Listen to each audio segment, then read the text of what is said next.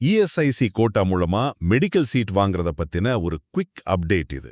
ESI insurance இருக்கிற தொழிலாளர்களோட பிள்ளைங்களுக்கு ரொம்ப ஈஸியா எம்பிபிஎஸ்ல நான் பிஎஸ்சி நர்சிங் சேர ஒரு சூப்பரான வாய்ப்பு இது. இதை எப்படி யூஸ் பண்றதுன்னு பார்ப்போம். முதலாவதா இதுக்கான எலிஜிபிலிட்டி என்னன்னு பார்த்தா, செப்டம்பர் 30, 2025க்குள்ள உங்க பெற்றோர் இஎஸ்ஐல தகுதியுடையவரா இருக்கணும். அப்புறம் ஸ்டூடெண்ட் கண்டிப்பா நீட் 2026 எக்ஸாம்க்கு அப்ளை பண்ணிருக்கணும். மார்ச் 8, 2026 அன்னைக்கு உங்க வயசு 21 தாண்டி இருக்கக்கூடாது.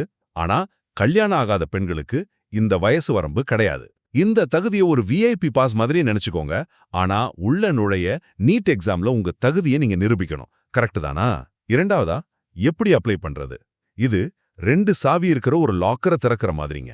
முதல் சாவி என்னன்னா, ஏப்ரல் 30ல இருந்து மே 28க்குள்ள esic.gov.in வெப்சைட்ல டாக்குமெண்ட்ஸ் கொடுத்து வார்ட் ஆஃப் ஐபி சர்டிபிகேட் வாங்குறது.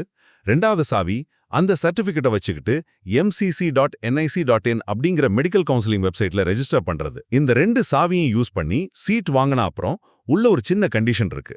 இறுதியா சீட் அலாட்மெண்ட் அப்புறம் சர்வீஸ் பாண்ட், உங்க நீட் மார்க் அப்புறம் நீங்க கேட்கிற காலேஜை பொறுத்து சீட் கிடைக்கும்.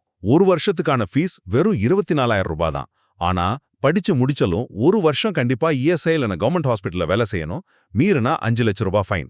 யோசிச்சு பாருங்க, இவ்வளோ கம்மி ஃபீஸ்ல குவாலிட்டியான மெடிக்கல் எஜுகேஷன் கிடைக்குது. பதிலுக்கு கவர்மெண்ட் கேட்கறது வெறும் ஒரு வருஷ சர்வீஸ் தானே. இது ரொம்ப ஃபேரான டீல் தானே.